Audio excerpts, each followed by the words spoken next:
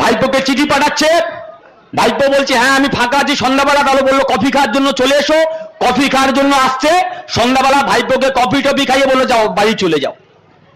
আপনি এলাকায় কোনো অপরাধ করেছেন, পুলিশ আপনার বাড়িতে সমন পাঠাচ্ছে, আপনি একদিন যাবেন না, দুদিন যাবেন না, 3 দিনের মাথায় পুলিশ জামার কলার ধরে টানতে টানতে আপনাকে নিয়ে যাবে। আর অভিষেক ব্যানার্জি শুধুমাত্র একজন সাংসদ, ও যদি পিসির ভাইপো না হতো ওরে পশ্চিমবঙ্গের মাটিতে কে চিনত? শুধু একজন সাংসদ, তিনি ইডিকে বলছেন, তিনি সিবিআই কে বলছেন, তিনি কোর্টকে বলছেন আমার এখন সময় নেই, আমি দেখা করতে পারবো না, আর ইডি চুপচাপ বসে আছে। আসলে পুজোর আগে ইডি সিবিআই ববির বাড়িতে যাচ্ছে, মদনের বাড়িতে যাচ্ছে, মানে পুজোর বোনাস চাইতে যাচ্ছে। যা টাকা সংগ্রহ করেছিলে তার বোনাস আমাদের দাও, দিল্লিতে তোমার দাদা চেয়েছে, তাই বোনাস নিতে যাচ্ছে ওখানে। অমিত শাহ বলেছিল না ভাগ মুকুল ভাগ, ভাগ মদন ভাগ, ভাগ মমতা ভাগ। তখন অনেকে ভেবেছিলেন বোধহয় বিজেপি ক্ষমতায় এলে অমিত শাহ মুকুল রায়কে ভাগ করাবে, দৌড় করাবে, অমিত শাহ মদন মিত্রকে দৌড় করাবে। আসলে সেদিন আমরা বুঝিনি ভাগ মুকুল ভাগ, ভাগ মদন ভাগ, ভাগ মমতা ভাগ মানে পালা মদন পালা না, ভাগ মমতা ভাগ মানে সারদার নারদার কত টাকা খেয়েছো সেই টাকার ভাগ চাই। সেই টাকা তুলতে আজকে ইডি সিবিআই নতুন করে এসছে পশ্চিমবঙ্গের মাটিতে। আমরা বলছি নাটক নাটক খেলা অনেক হয়েছে। আসল চোর বাংলার মাটিতে কবে ধরা পড়বে? চাকরি চোরেরা কবে ধরা পড়বে? এ পশ্চিমবঙ্গের মাটিতে অলিতে গলিতে আপনার আমার সন্তানের ভবিষ্যৎকে চুরি করেছে, স্বপ্ন চুরি করেছে এই তৃণমূল কংগ্রেস, তারা ঘুরে বেড়াচ্ছে। সেই চোরেরা কবে জেলের মধ্যে যাবে? উত্তর তো তৃণমূলকে দিতে হবে, উত্তর তো বিজেপিকে দিতে হবে। বিজেপির মুখে বড় বড় কথা মানায় না, কারণ শুভেন্দু অধিকারী যখন তৃণমূলে ছিল তখন শুভেন্দু অধিকারী চোর ছিল, আর বিজেপিতে যাওয়ার পরে শুভেন্দু অধিকারী সাধু হয়ে গেল। যে স্যান্ডো ববি টিভির পর্দায় আমরা যখন ঘুষ নিতে দেখলাম, ঠিক সেই সময় শুভেন্দু অধিকারীকে আমরা টিভির পর্দায় ঘুষ নিতে দেখলাম। শুভেন্দু অধিকারীকে ইডি সিবিআই ডাকবে না কেন? না উনি বিজেপির সঙ্গে আছেন তাই। এই সেটিং ডেটিং খেলা বাংলার মাটিতে বন্ধ করতে হবে। বাংলার বেকার যুবকরা নিজেদের জন্য চাকরি চায়, বাংলার বেকার শিক্ষিত বেকার যুবকরা নিজেদের জন্য শিক্ষা চায়। এই শিক্ষার দাবিতে, কর্মসংস্থানের দাবিতে আমাদের লড়াই। আজকের উনি স্পেনে যাচ্ছেন, বলছে স্পেন থেকে শিল্প নিয়ে আসবো। কেন, আমরা কি ভুলে গেছি নাকি? আপনি প্রথমে রাজ্যের মুখ্যমন্ত্রী হওয়ার পর আপনি লন্ডনে গিয়েছিলেন, বললো লন্ডন থেকে আমি শিল্প নিয়ে আসবো। তারপরে আনন্দবাজারে বড় করে ছাপা হলো রাজ্যের মুখ্যমন্ত্রী খালি পায়ে ঠান্ডার মধ্যে লন্ডনের টেমস নদীর ধার ধরে কেমন হেঁটে হেঁটে বেরিয়েছেন। তারপরে বললেন যে আমি সিঙ্গাপুরে যাব, সিঙ্গাপুর থেকে রাজ্যের মানুষের জন্য কাঁচকলা নিয়ে এসছেন। এখন বলেছেন আমি স্পেনে যাব, স্পেন থেকে শিল্প নিয়ে আসবো। আকাশ বলছিল স্পেনে গেলেন, বললেন শালবনিতে ইস্পাত কারখানা সৌরভ গঙ্গোপাধ্যায় করবে, কে করবে না করবে আমার সে নিয়ে কোনো কথা নেই। আমি শুধু এই এলাকার মানুষের কাছে কিছু প্রশ্ন রেখে যেতে চাই। মনে আছে বুদ্ধদেব ভট্টাচার্য যখন মুখ্যমন্ত্রী ছিলেন, ওই শালবনিতে জিন্নালের ইস্পাত কারখানা তৈরি হওয়ার কথা ছিল। যখন বুদ্ধদেব ভট্টাচার্য গাড়ি করে ফিরছিলেন তখন মমতা ব্যানার্জির সঙ্গে ছিল ছত্রধর মাহাতো আর কিষাণজিরা। সেই সময় তারা বুদ্ধদেব ভট্টাচার্যের গাড়িকে ল্যান্ডমাইন দিয়ে উড়িয়ে দিতে চেয়েছিল। আজকের শিল্পের জন্য মন কেমন করছে। তুমি তৃণমূল কংগ্রেস, তুমি পশ্চিমবঙ্গের মাটিতে একটাও শিল্প করতে দাওনি, আর যাদের নেতৃত্ব সেদিন তুমি দিয়েছিলে তারা আজকের কোথায়? তারা আজকের কেউ নেই। আজকের ভাগ্যের কি পরিহাস, যখন প্রাক্তন রাজ্যের মুখ্যমন্ত্রী বুদ্ধদেব ভট্টাচার্য যখন হসপিটালে ভর্তি, তখন মমতা ব্যানার্জি হসপিটালে বাইরে গিয়ে বলছেন উনি আসলে খুব সৎ লোক ছিলেন।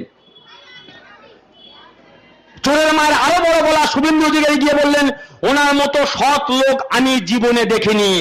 আমরা বলছি পাপ কোনোদিন বাপকেও ছাড়ে না।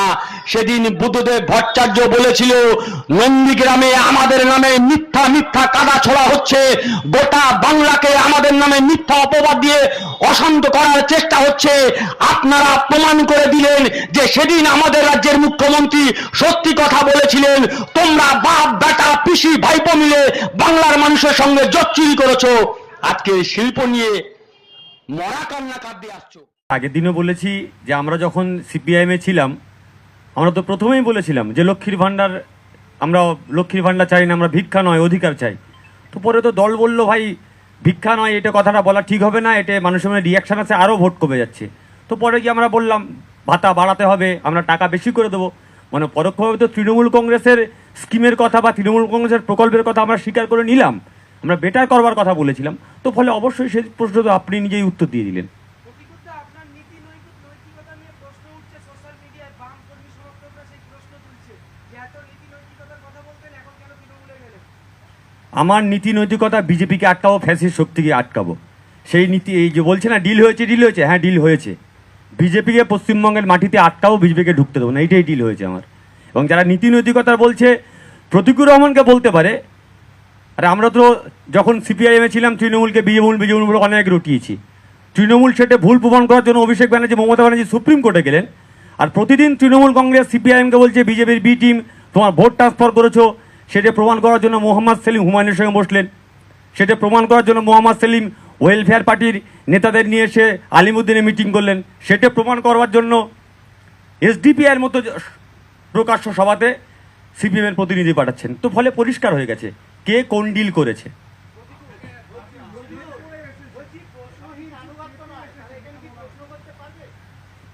এখানে দাদার সামনেই তো প্রশ্ন করলাম, এখানেই তো কথা বললাম। আমার তো মনে হয়নি কোথাও যে আমি ভয়ের মধ্যে আছি, বা আমি প্রশ্ন করতে পারছি না, বা আমার হেজিটেশন ফিল হচ্ছে, বা আমি কাছে যেতে পারছি না, আমার একবারও মনে হচ্ছে না।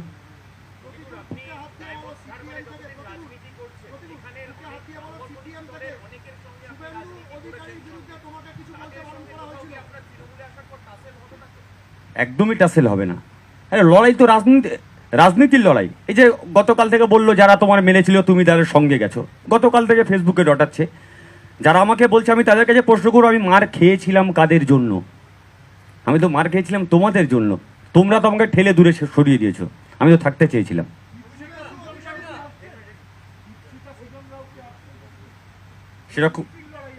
সেরকম কোনো কথা আমার সঙ্গে হয়নি। সেটা তুমি ওকে জিজ্ঞেস করছো কেন? ওদেরকে জিজ্ঞেস করো।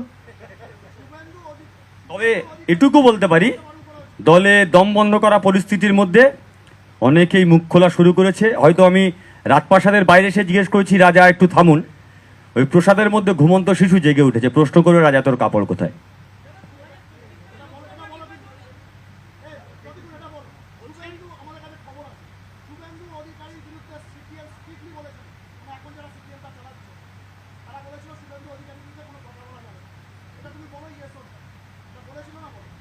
আচ্ছা, আজকের শুভেন্দু অধিকারী গতকালকে কি বললেন? সেলিম সাহেবের সঙ্গে প্রতিকূলের তুলনা হয়? দুদিন আগে সেলিম সাহেবকে আক্রমণ করলেন, এখন বলছে সেলিম সাহেবকে আক্রমণ করলে হয়? তো ফলে আমি কি উত্তর দেবো? উত্তর তো শুভেন্দু নিজেই দিয়ে দিয়েছেন। লোকসভা নির্বাচনে কতবার ফোন করেছিলেন, কি কথা হয়েছিল, ঠিক আছে, সময় এলে সমস্ত আস্তে আস্তে আসবে, অসুবিধা কিছু নেই।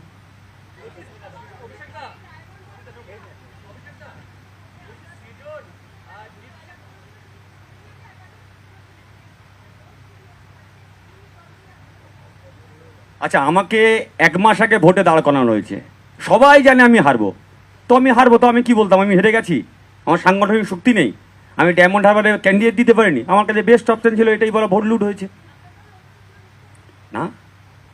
আপনি নিজে ঘুরে দেখুন না, কোনটা সাংগঠনিক শক্তি আছে আর কোনটা সাংগঠনিক শক্তি নেই। ডায়মন্ড হারবারে 2000 বুথ রয়েছে, আপনি 2000 সিপিএম বুথ এজেন্টের নাম জোগাড় করে আমাকে দিন। আপনাকে চ্যালেঞ্জ দিচ্ছি আমি। সিপিএম বুথে বসতে পারবে না, দায় তৃণমূলের। কংগ্রেস এজেন্ট দিতে পারবে না, দায় তৃণমূলের। আমাদের এজেন্টরা বসবে নাকি সিপিএম এর এজেন্ট হয়ে? আপনি জোগাড় করে দিন।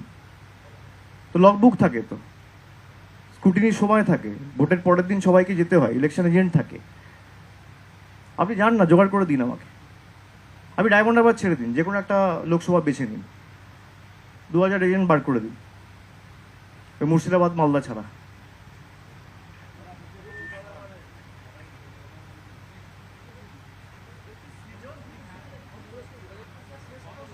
আমি তো বললাম সেটা ওদেরকে জিজ্ঞেস করো।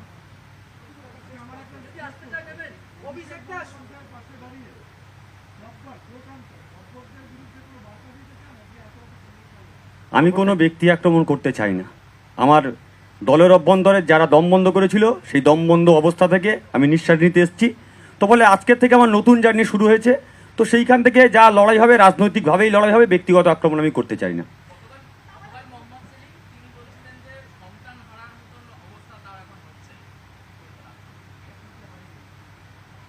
পিতা যদি সন্তানকে নিজেই গলা টিপে হত্যা করে আর তারপর চিৎকার করে বলে সন্তান হারানোর যন্ত্রণার কিছু বলার নেই।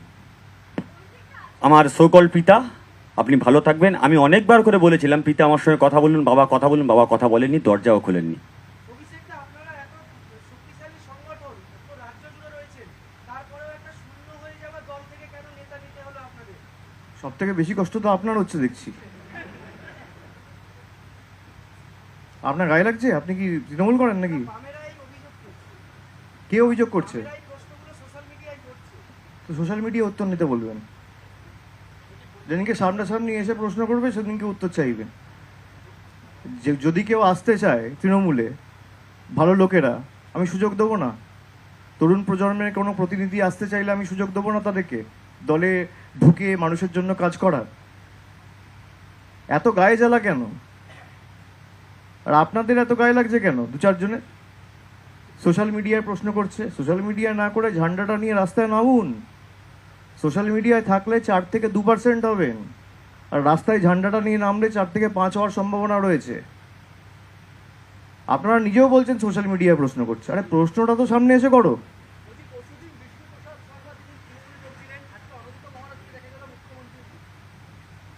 সেটা তো সরকারি অনুষ্ঠান, সরকারি অনুষ্ঠানে যেতেই পারে।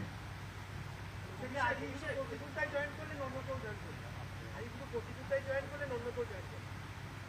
আজকে তো প্রতিকূল এসছে, আপনি বোধহয় আশা করছিলেন অন্য অনেকে আসবে। প্রতিকূলের সাথে কিছু তার সতীর্থ সহকর্মীরা এসছে। হ্যাঁ নিশ্চয়ই, তার সাথে যারা এসছিল তারাও এসছে। আমি প্রতিকূলের হাতে পতাকা তুলে দেবো। আচ্ছা, আপনারা সবাই চাটা খেয়েছেন? আবার কি?